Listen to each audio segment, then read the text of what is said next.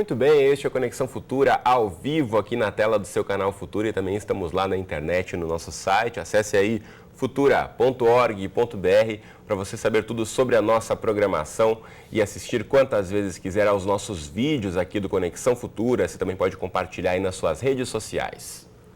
E hoje é dia do nosso primeiro quadro, Gestão Escolar, neste ano de 2015.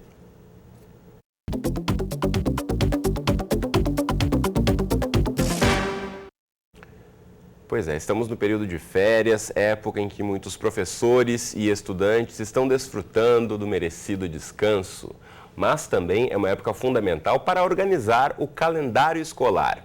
É ele que mostra a quantidade de horas que os professores de cada matéria terão para usar na sala de aula, nas avaliações, nos cursos preparatórios, também aí para estipular os feriados, as férias, os dias letivos e, claro, as atividades extracurriculares e as atividades pedagógicas. E tudo isso é fundamental para um bom andamento aí do ano letivo. Já em casa, os pais precisam se programar para dividir horários entre eles, para acompanhar aí as tarefas de perto, a rotina escolar dos filhos. Esse é o tema do programa de hoje, então, em que recebemos aqui no estúdio o nosso consultor em educação, o professor Celso Antunes. Tudo bem, professor? Bem-vindo mais uma vez. Tudo bem, boa tarde, um feliz ano novo para todos nós. É isso aí. Também está conosco aqui no estúdio a Késia Bombonato, que é psicopedagoga e terapeuta familiar. Késia, tudo bem com você? Bem-vinda. Tudo bem, muito obrigada pelo convite, é uma honra estar com vocês. Honra é nossa e ter com o você aqui no professor estúdio. Celso Antunes, que a gente já tem o conhecimento aí dele, que vai ser muito bom conversar com ele também. Muito bom. E você em casa, como sempre, também é nosso convidado aí para participar aqui da nossa conversa. Aproveite para tirar as suas dúvidas.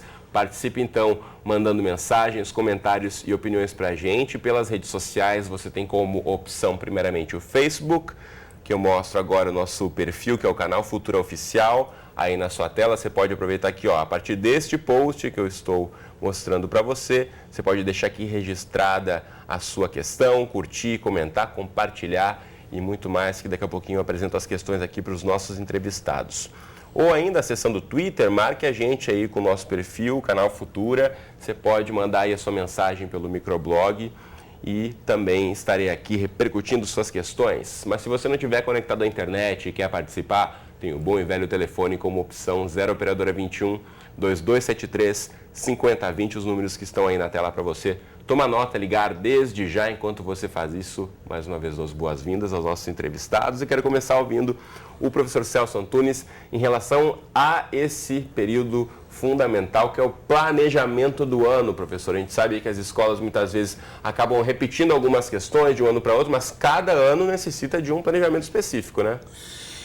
Eu creio, Cristiano, que se me perguntarem qual a maior diferença entre o professor brasileiro, de maneira geral, e o professor daqueles países que estão muito acima do Brasil em qualidade de educação, ou dentro do próprio país, qual a maior diferença entre aqueles professores e aquelas escolas exitosas e aquelas outras que não são tão exitosas assim, eu diria que a diferença que há entre os que planejam efetivamente, não apenas como um desempenho burocrático, e aqueles que não planejam, aqueles que se deixam levar por uma certa improvisação, de repetir no ano que chega as experiências do ano anterior, sem dar conta de que tudo isso tem que ser muito bem dosado. Não se faz uma viagem aérea, mesmo rotineira, sem um planejamento. Não se promove uma intervenção cirúrgica, mesmo que comum, sem um planejamento. E, pedagogicamente, o planejamento tem o mesmo valor, o mesmo sentido. E, infelizmente, isso não é levado tão a sério como seria necessário que fosse no Brasil. Sem dúvida, essa questão do planejamento, infelizmente, acaba batendo em muitas outras questões na nossa cultura brasileira, né? A questão do improviso, do jeitinho, acaba deixando de lado, muitas vezes, o pensar antes de executar, né?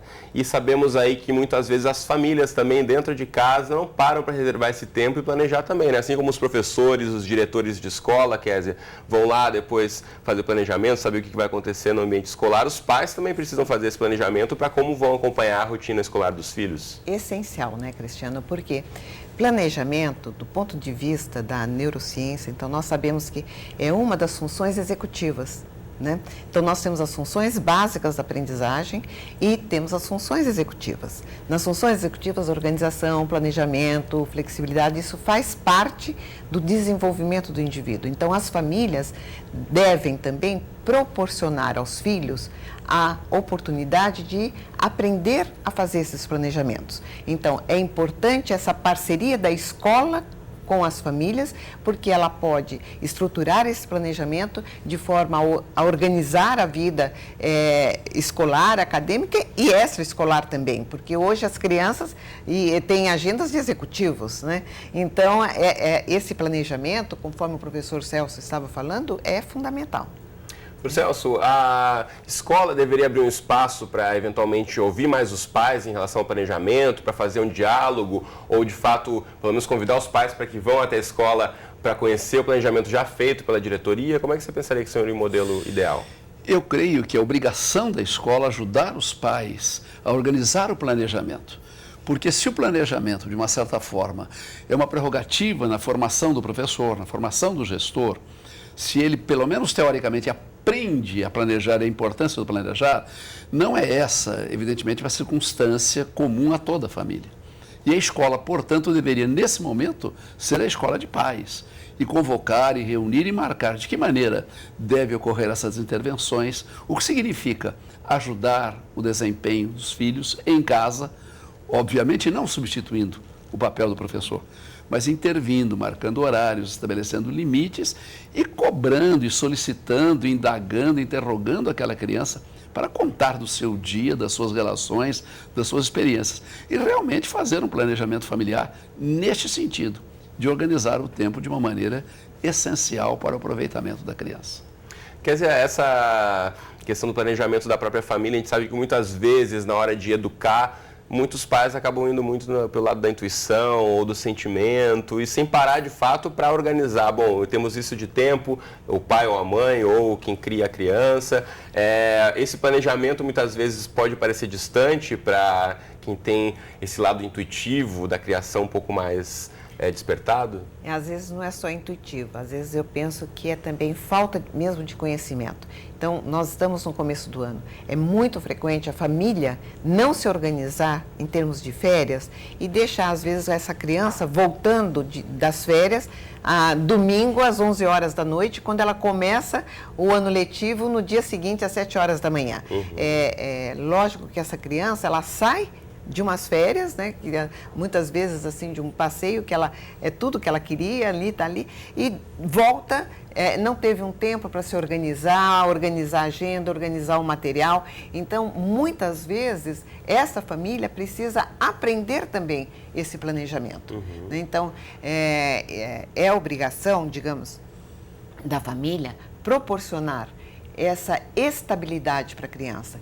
Então, se ela vai começar a aula na segunda-feira, não deixar para voltar de férias no domingo à noite, porque isso é falta de planejamento. Quanto tempo você acha que seria necessário, pelo menos, para que se chegue antes e que também que haja um espaço de discussão para os pais conversarem ou apresentarem as prioridades do ano para os filhos também, né? Não deixarem isso só para ser apresentado à criança na escola? Eu acho assim, se vai ainda comprar material, eu acho que uma semana antes, para essa criança ir voltando para a rotina.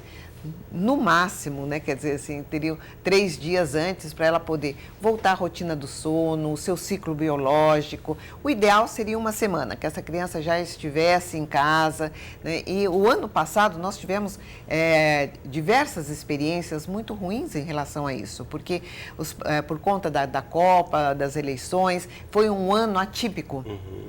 E muitas escolas tiveram planejamentos de começo diferente, de férias de meio do ano diferente.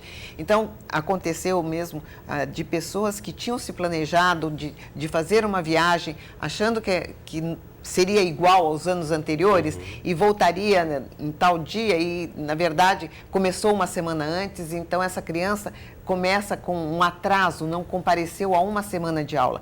Isso cria um problema para a criança, né? Quer dizer, ela vai, já no caso que eu estou contando, era uma criança que já tinha dificuldade, perde uma semana de aula, isso realmente atrapalhou muito o ano letivo dela. Né? A gente sabe que nós, como adultos, já temos dificuldades muitas vezes em adaptação e com novas rotinas. Para a criança, isso é fundamental, né, professor Celso, que os pais ajudem essa criança a ter uma estrutura um pouco mais sólida para se preparar e chegar pronto na aula e não chegar aí começando o ano letivo já cansado, como apresentou a Kézia. Exatamente, como a Kézia bem disse, qual seria o inconveniente ou qual seria o trabalho extra, suplementar para aquela família que instituísse, por exemplo, quinta-feira das 8 às 9, é hora da leitura. Quarta-feira das 7 às 8, é hora do debate, da discussão, da interrogação. Enfim, criar certas rotinas culturais, relacionais, efetivamente para que a criança desenvolva aquele sentido de um planejamento. Sabe, naquele momento não houve a conversa improvisada porque de repente o assunto emergiu. Mas olha, hoje é quinta-feira. É hora do bate-papo, vamos conversar, vamos falar, vamos interrogar. Se isso for desenvolvido até criar um hábito de rotina, isso não apenas ajuda a criança, não apenas ajuda laços mais fortes no contexto da família, mas até o próprio hábito de que amanhã ou depois a criança venha cobrar dos pais esta agenda de planejamento familiar que daria naturalmente continuidade ao planejamento escolar, ao planejamento para a vida em si. Não é? Essencial isso. Muito bem, já que a gente está no começo do ano, essa sugestão do professor Celso é excelente, professor, porque a gente não vê muitas vezes os pais aí tirando esse tempo mesmo para conversar, né? Cada vez mais está cada um ali no seu quarto com a sua TV ou com o seu tablet, seu computador. O espaço do debate entre a família tem sido empobrecido muito aí ao longo dos últimos anos. A Kézia acompanha aí pacientes no consultório, posso imaginar que tenha percebido isso também, né? Quer dizer, a conversa, o diálogo, não só simplesmente para troca de ideias, como disse o professor, mas isso também acaba ajudando o aluno. A gente vê aí, acabou de sair o resultado do Enem, que 500 mil alunos aí tiraram 0 na redação. Então, se você tem um espaço em casa de troca de ideias, de argumentação, isso vai contribuir também muito para a formação desse aluno e, consequentemente, nas provas de português, por exemplo, nas redações, né? E tem uma coisa, né, que se criou uma cultura, né, errônea, falar que o aluno vai estudar para a prova. O aluno não tem que estudar para a prova, ele tem que estudar para aprender. Então, tem que se fazer uma organização que esse aluno aprenda que a rotina dele saiu da aula, ele vai estudar o que foi dado na aula naquele dia. Porque o nosso cérebro funciona da seguinte forma. Aquilo que ele ouviu em sala de aula, ele manda para o que nós chamamos de sistema límbico. Né? Ali é a memória de curto prazo. Se ele não chegar em casa, não estudar, não fizer o seu desempenho, a sua atuação solitário naquele estudo, refazer, aquilo não passa para o córtex, que seria como se fosse um HD. Né? Nosso banco de dados. Exatamente. Então, a aprendizagem, ela vai ocorrer desta forma. E ele precisa ainda de um tempo para que isto, enquanto ele dorme, vá para o cerebelo. Quer dizer, aí fica a família preocupada com o calendário de provas. Né? Não, vai ter que estudar para a prova. Não, ele tem que estudar para aprender. Porque aquilo que ele estuda para a prova está ali naquela memória de curto prazo. E a memória de curto prazo, hoje ele tem amanhã ele tem prova de história. Ele estuda história. Então, o que acontece? Ele vai e faz a prova. E muitas vezes, eu fiquei 40 anos dentro de sala de aula, o aluno nem fala em nada, professora, senão vai embaralhar tudo. Né? Por quê? Não era assim, professor? Então, ele estudou para aquela prova. Acontece que no dia seguinte ele tem matemática. Ora, a nossa memória ela é limitada. Então, o que ele tem que fazer? Ele tem que descartar aquilo para entrar o conteúdo de matemática. Então, na verdade, o estudar para a prova, ele não está aprendendo. Então, se ele faz esse estudo e se planeja e se organiza de que a aula dada é aula estudada, logo em seguida, ele vai aprender. E na véspera de prova, ele vai só dar uma revisada. Então, a família fica preocupada, não, é semana de prova, e aí desmarca tudo que o garoto está fazendo, quer dizer, tira a rotina. Não está certo isso. Ele tem que estudar e, na véspera de prova, rever. Então, de fato, não precisa desorganizar a rotina, simplesmente incorporar a rotina, o hábito de revisar, por exemplo, os conteúdos, professor. Agora, nessa rotina, há um dado que me parece relevante, ainda que amargo, mas é essencial. Estabelecido aquele momento para discutir, aquele momento para pensar, aquele momento para leitura, aquele momento para os desafios, para a aprendizagem, sempre começar pela prerrogativa de colocar na mesa um prato e dizer, bom, agora os celulares desligados aqui. Porque se isso não ocorrer, tudo mais se frustra. Você tem aquele cenário daquelas pessoas em torno, mas cada um na individualidade dos seus celulares digitantes. Então, esse rigor tem que existir. Não vai oprimir a criança em nenhum momento, ele vai se habituar a isso, e isso realmente é muito importante. E dá ao lar aquele sentido de lar, né? Da onde vem a palavra lar? Vem de lareira, onde as pessoas, por contingência do frio, se uniam. Agora, não existe união se apenas eles convivem no mesmo ambiente e aquele jantar ou aqueles encontros são apenas momentos formais. Então, todas essas rotinas são importantes serem estabelecidas para que isso ocorra. E a criança vai levar para a vida o hábito de planejar, de organizar e, naturalmente, pequenos momentos vão marcar por todo o tempo. Muito bem. Essa questão do celular que o professor Celso aponta, quero saber da Kézia também em relação a esse momento de dispersão que a gente sabe, né? Você está numa conversa, tocou o celular, você sai daquele mundo, vai lá atender, responder sua mensagem. E muito tem se discutido em relação a até que ponto os alunos de fato conseguem aprender ou registrar conteúdos hoje, a partir do momento que estão todo o tempo ali clicando também, digitando, ou trocando mensagens. Ou quando não estão digitando, eles estão preocupados com o clique da mensagem que está chegando, né? Exato. E existe uma falsa ideia de que os alunos são multitarefas e que eles conseguem dar conta de tudo ao mesmo tempo. De fato, eles fazem muitas coisas ao mesmo tempo, mas quando a gente vai ver, eles fazem tudo muito superficial.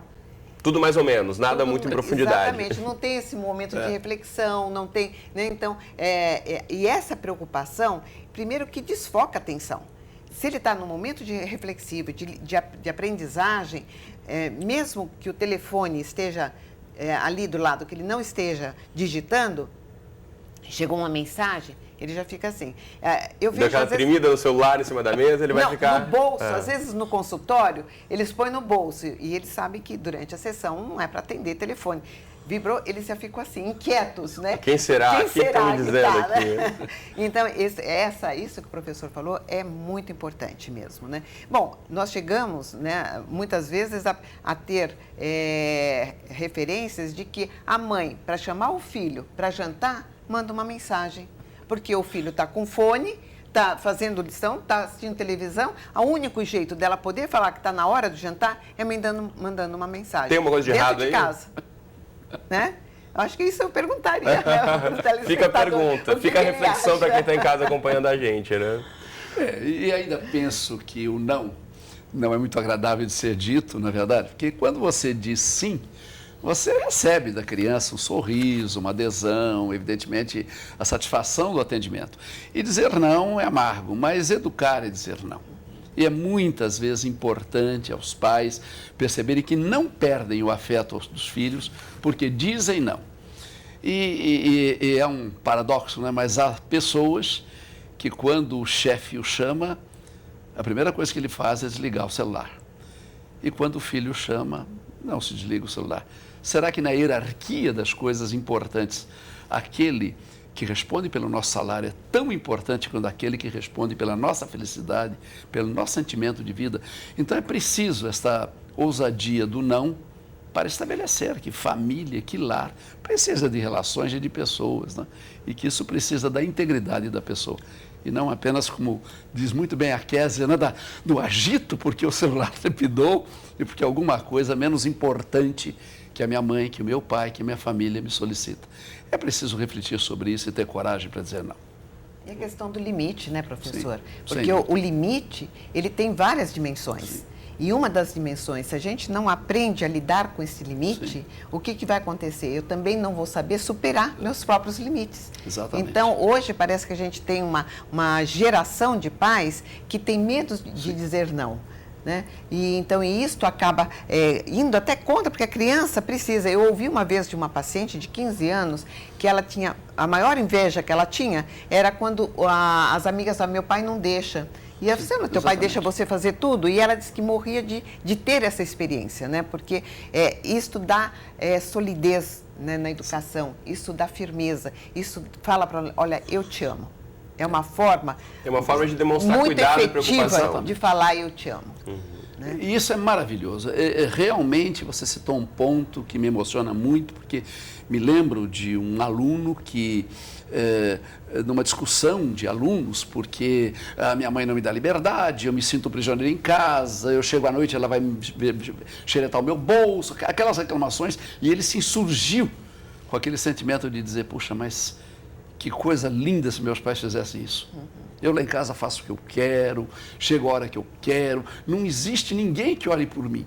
E quando ele fez aquela expressão desse sentimento, aí ele percebeu que os colegas o foram abraçar, como que reconhecendo naquele protesto aquele sentimento. Puxa, que legal, como diz bem a criança, que legal, meu pai diz, eu proíbo. Você tem um pai que gosta de você e que, portanto, preocupado com seu zelo, proíbe, corta, restringe. Né? Então é preciso, sim, essa coragem para, às vezes, realmente dizer ou não. Muito bacana. A gente está aqui encaminhando quase já para a reta final do programa. A gente está falando bastante aqui da questão dessa relação da família, dos pais, dos estudantes. Eu queria só, antes da gente fechar, ouvir um pouco de vocês também dessa preocupação que os próprios educadores, muitas vezes também, a gente imagina que o educador, claro, já tem o planejamento que vem da direção da escola, mas na rotina de cada professor é fundamental que ele também se programe para ir ter o seu tempo para a sua família também, mas também o tempo de planejamento de cada aula, de motivar aquele aluno a que esteja preparado para acompanhar o ano letivo, né? Sabendo que as aulas começam em algumas semanas, ainda dá tempo de quem não se planejou fazer um bom planejamento, né, professor? Claro, e todo bom planejamento abriga espaços para alguma coisa a mais do que a essencialidade apenas da aula, né? O momento para conversar, para trocar, para excursionar, para passear, enfim, o planejamento não é apenas uma rotina dos momentos acadêmicos, mas de toda aquela vida escolar e de todo o ambiente relacional que mostra o processo de afetividade que existe entre professor, aluno, escola, diretor, coordenador, inspetor de aluno, enfim, todos os atores desse cenário admirável que é o mundo escolar.